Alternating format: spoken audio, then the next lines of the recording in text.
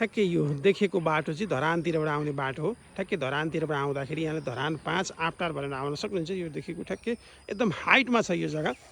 यतापट्टि ठ्याक्कै यो घर छ, ठुलो बाटो छ। त्यहाँबाट अलिकति पश्चिम पस्नुपर्ने हुन्छ। पश्चिम पस्दाखेरि ठ्याक्कै यो यहाँबाट सिधा बाटो त्यहाँसम्म गएको छ, त्यतासम्म।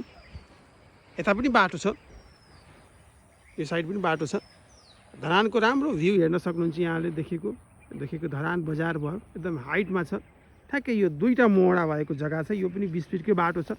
दुवैतर्फ यहाँले 20 फिटको बाटो पाउन सक्नुहुन्छ। 10 दूर जग्गा छ। ठ्याक्कै जग्गाको सिमाना यहाँबाट सुरु छ।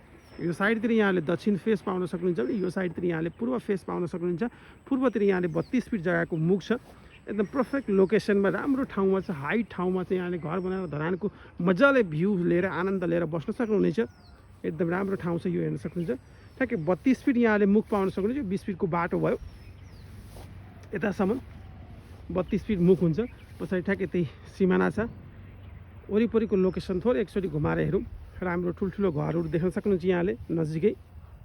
यदि यहाँहरू इन्ट्रेस्टेड हुनुहुन्छ, यसको पुरा भिडियो हेर्न चाहनुहुन्छ भने real estate Nepal Bhuwan Thapa YouTube channel गएर यसको पुरा भिडियो हेर्नलाई डिटेल्स, कन्ट्याक्ट नम्बर, प्राइस सबै त्यहाँबाट पाउन सक्नुहुन्छ।